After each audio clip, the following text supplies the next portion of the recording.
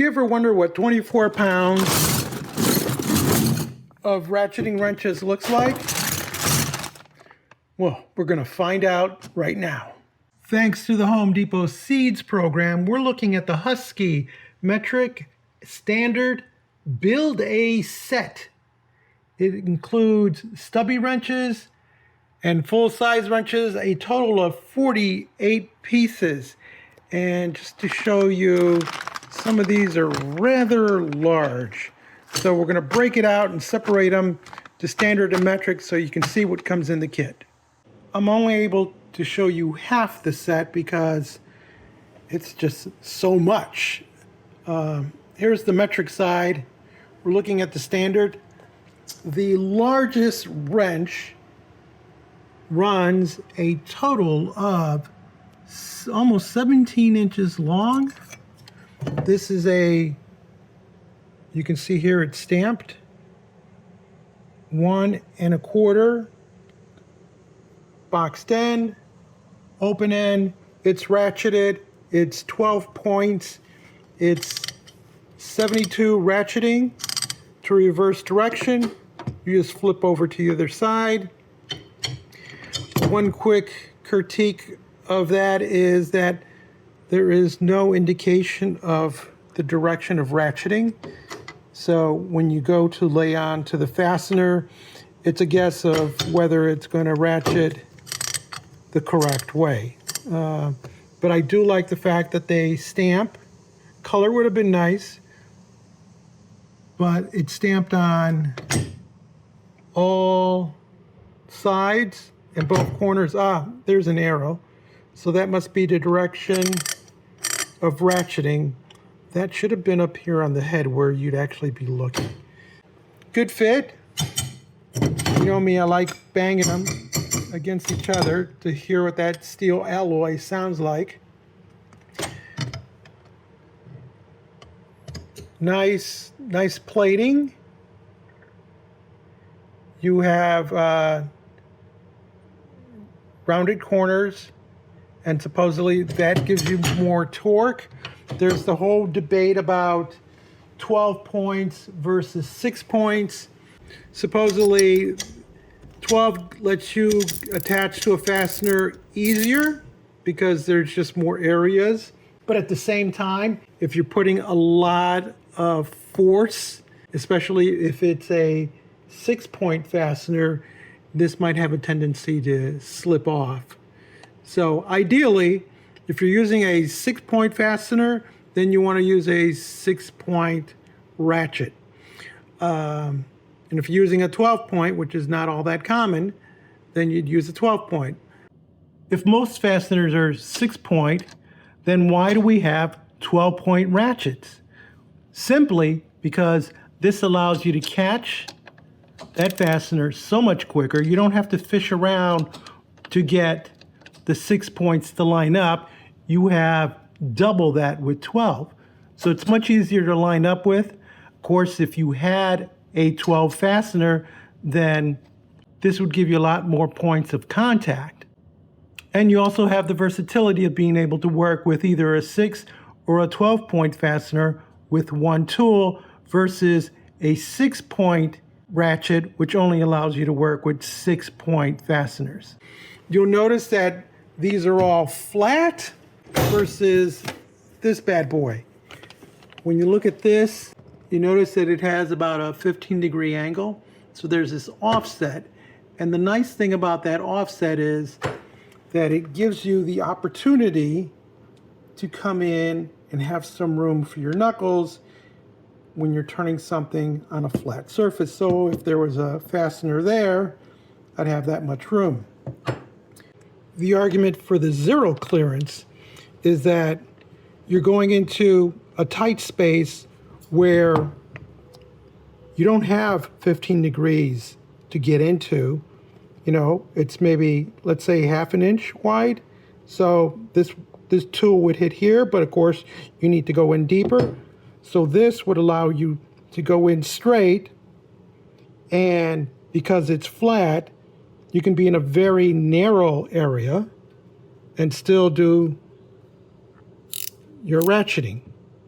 because of the zero angle. So there's an argument for both of these, and it all depends on the situation that you find yourself in. Here's an example where zero clearance can be a difficult thing to work with because you have no room to really put your hand around the tool. So in this situation, the proper tool would be one that has an offset. It's all about choosing the correct tool for the job. Here's an example where zero clearance doesn't present an issue because we have all this area that's open and we're able to apply as much torque as we need to for the job. Here we have the metric set overlaid on top of the standard. There are the stubbies. Let's see, any skips? We start off at 30, we skip 29, 28, we go to 27, we skip 26, 25, we go to 24, we have 22, so we skip 23, 21, 20, 19, 18, 17, 16, 15, 14, 13, 12, 11, 10, 8, or is that a 9? That is a 9 and an 8. Then for the stubbies, we are at 18, 15, so a couple skips there, 14, 12, 13, 12, 11, and 10. Why would you need stubbies versus these nice long ones that give you extra leverage? Well, because the stubby lets you get into a tight little area where you need to turn in a fastener where you can't get in a big bulky tool because it's too long and there's some obstruction that's getting in the way. Well, I'm not looking to do a direct comparison between Crafty and Milwaukee. I do want to show you some differences between what Husky's doing and some of the other brands are doing. The head thickness is actually thicker on the Husky than either of the other two. And while it may add to the strength of the Huskies, it also means that you need a little bit of extra clearance to get this into maybe a tight spot. Otherwise, the width of these are all the same. I don't see any obvious difference even when I overlay them. When it comes to the box end, they're all the same, at least on the ratcheting ones. This non-ratcheting Crafty is a little thinner, but it doesn't have to deal with the ratcheting head, so really not a fair comparison. These are all 12 point. Here's the marking that I talked about earlier, which is nice to have on the head as opposed to somewhere on the body where it's small. Also, notice how these are much larger and painted on, where even though they're stamped on the Husky, and of course they do, put them on both sides, which is nice, and even there on the stubbies, they're a little hard to read because that's, to me, a really bad looking 14. It looks like one less than. So they could have made them bigger. They definitely had the room to do that. Slight shortcoming when you're looking at these many tools and you're trying to find a size. Little things like that can make a big difference when they stand out. On this one, they didn't mark it on either end, which is a little annoying. But again, it may not be enough to make you to decide against the set, especially if you need a lot of these sizes. This is a huge set, and they call it build a set, and indeed, once you buy this, you probably don't have to buy much. There are very few skips, at least on the metric side. And here's a list of the standard size.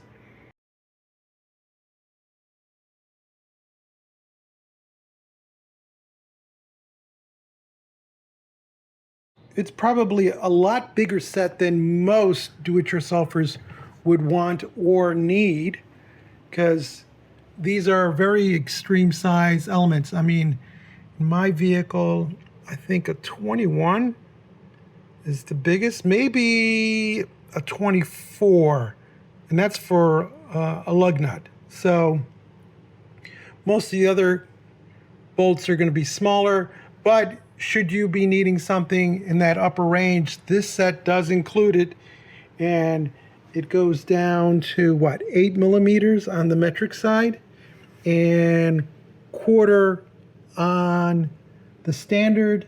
The Stubby is a little larger at, you see again, it's hard to read that. It says 3/8, but when you're looking at it from further away, it could be 3/16.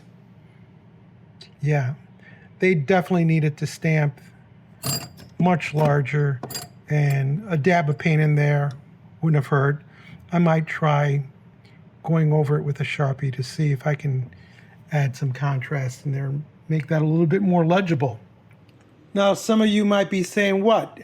No case? Yeah, no case. You don't get a case with this. Hopefully you have a big box, because this is pretty heavy stuff. I mean, we're talking about 24 plus pounds of metal that you're going to tote around if you're going to actually hand carry this.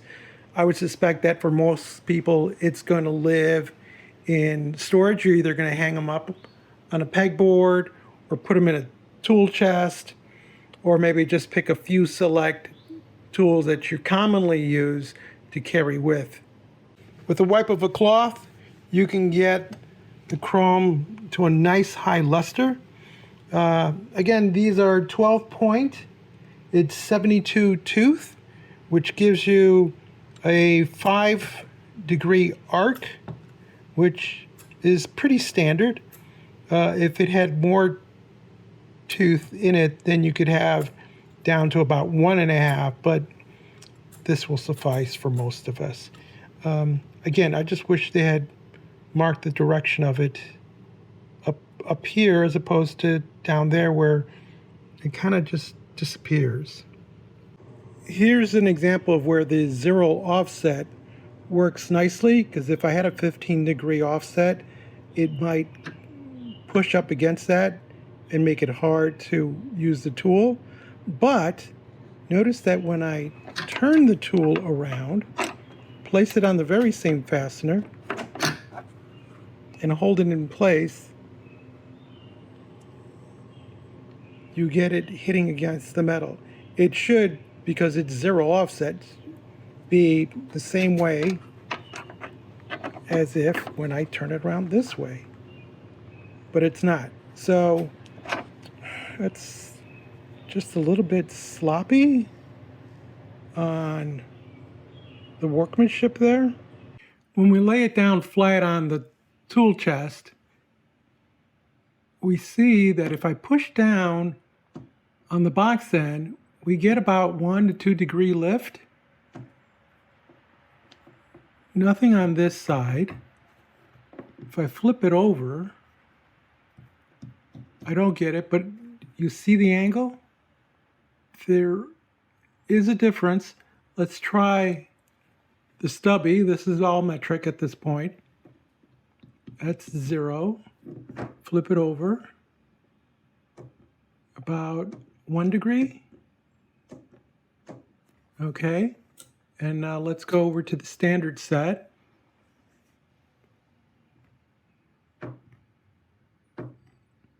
And that gives us about 1 to 2 degrees. Flip it over. Nothing. The Stubby standard. So is this a feature of the product? It's supposed to be 0. Maybe it's just a function of the tool, and it's a bit more exaggerated with the Husky when you do the 0 angle. Let's try this big old honking beast and see what it does.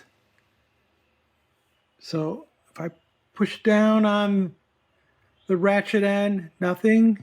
Flip it over. You do get a lift. So it's just a design, whether design flaw or just unique to the way that zero degree heads work. I don't know. But it's interesting that it's more exaggerated on the smaller tools, especially on the metric side and the stubbies. It seems less so on the standard. So that, I would think, is a quality issue on the part of Husky. So overall, it's an expensive set, but it's an extensive set. It gets you pretty much everything you're going to need and then some. I think most people would be hard-pressed to say that, oh, gee, I'm still missing. Yeah, there are a couple of skips in here, but, you know, you got the main tools. I think anyone working in automotives or other trades where they need this type of extensive tool set will be very happy with it. If you found this video interesting or useful, give us a thumbs up, leave us a comment, join the subscription team, help keep the commercials out of the videos, and as always, thank you so much for watching.